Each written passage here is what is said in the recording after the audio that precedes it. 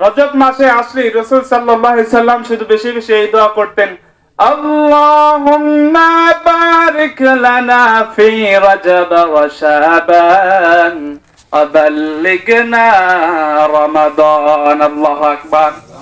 রাসূল পাক সাল্লাল্লাহু আলাইহি ওয়াসাল্লাম সাহাবীদেরকে এই রজব মাস আসলে বিশেষভাবে অনুরোধ করে বলতেন, ও আমার সাহাবীরা, এই রজব মাস থেকেই তোমাদের হানাহানি কাটাকাটি সবকিছুই তোমরা বন্ধ করে দিয়ে ইবাদতে মশগুল হয়ে যাও। আল্লাহু আকবার।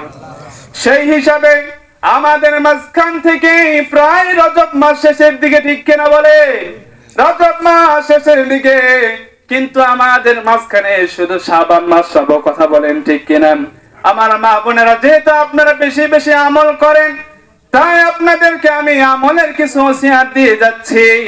একটু কানটা খরগোশের মতো খাড়া করেন। এই ইবাদত যদি করতে পারেন, আল্লাহ রাব্বুল আলামিন এই ইবাদতের ভিতরে আপনাকে আল্লাহ রাব্বুল আলামিন আপনার জীবনের সব গুনাহ আল্লাহ মাফ করে দিবেন।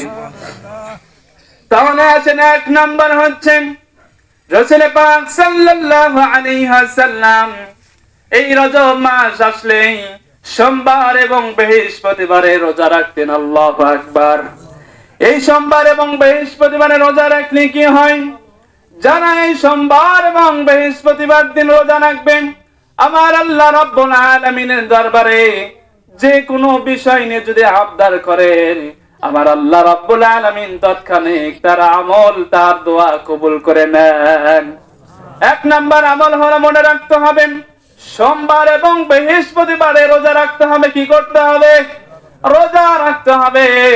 এবার আসেন, দুই নাম্বার আমল হলো, আমাদের মসজিদের মাইক দিয়ে যখন মুয়াজ্জিন সাহেব যখন হাইয়া আলাস সালাহ বলে ডাক দিবে, তখন আপনি কি করবেন?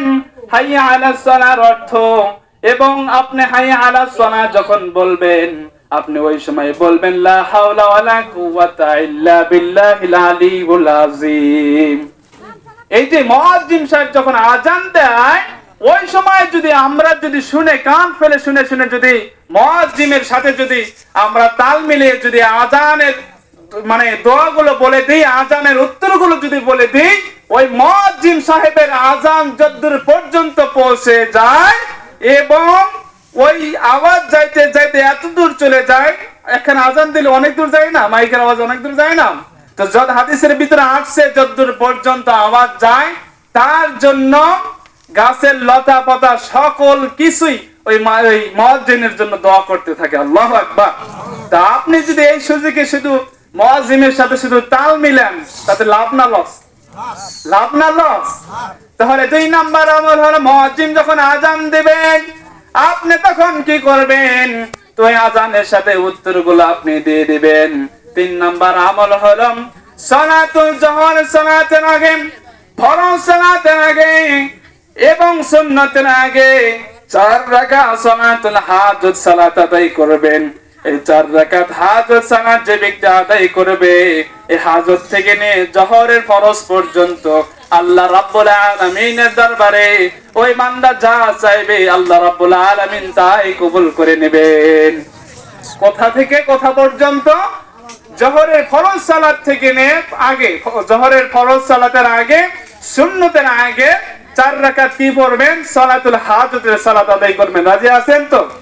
4 নাম্বার আমল হলো, আমার মা বোনেরা ভালো করে কথাগুলো শুনে রেখে দেন।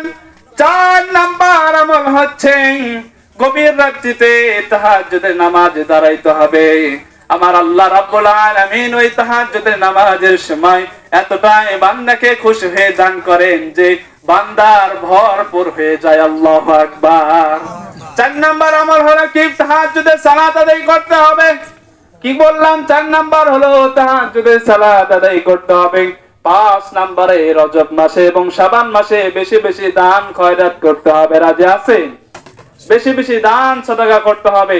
আল্লাহ রাব্বুল আলামিন এই রজব মাস এবং শাবান মাস এমনিতেই দিয়েছেন বাজান, এমনিতেই দেন নাই। এদিকে আলোচনা করতে গেলে অনেক আলোচনা করতে হবে, আমার এদিকে যাব না। তাহলে 1 নাম্বার আমলের কথা কি বললাম মনে আছে তো? 1 নাম্বার আমলের কথা কি বললাম? কার কার মনে আছে? একটু কাজ দেন তো। আযানের জবাব দেওয়ার কথা না, 1 নাম্বার আমলের কথা বলছি। ওটা তো 2 নাম্বার আমল। রোজা রাখার কথা বলছি। আল্লাহু আকবার। আমার হুজুর উত্তর দিছেন, খেয়াল করো, মানে শুনতে হবে। 1 নম্বরে রোজা রাখতে হবে। 2 নম্বরে মুয়াজ্জিন যখন আযান দিবেন তখন আযানের উত্তর দিতে হবে। 3 নম্বরে সালাতুল হাজাতের সালাত আদায় করতে হবে জোহর নামাজের আগে। কিসের নামাজের আগে? জোহরের ফরজের আগে, সুন্নতের আগে 4 রাকাত সালাতুল হাজত পড়তে হবে। 4 নাম্বার আমল হলো তাহাজ্জুদের সালাত আদায় করতে হবে। 5 নাম্বার আমল হলো বেশি বেশি রজব এবং শাবান মাসে দান সাদকা করতে হবে। তাহলে আসেন, আমি আর এইদিকে যাব না। আমি যে আয়াত কারিমা তেলাওয়াত করেছি, এই আয়াত থেকে সংক্ষিপ্ত কিছু আলোচনা করব ইনশাআল্লাহ। আমার আপনার নবী যে আমাকে আপনাকে কত ভালোবাসেন সেই বিষয় নিয়ে কথা বলবো ইনশাআল্লাহ। বলেন হাদিয়ান ইয়া রাসূলুল্লাহ সাল্লাল্লাহু আলাইহি ওয়াসাল্লাম। ফিরে আসার পথে সপ্তম আসমানে হযরত ইব্রাহিম আলাইহিস সালাতু ওয়াস সালামের সঙ্গে সাক্ষাৎ হলো। হযরত ইব্রাহিম আলাইহিস সালাতু ওয়াস সালাম তিনি কিছু বললেন না,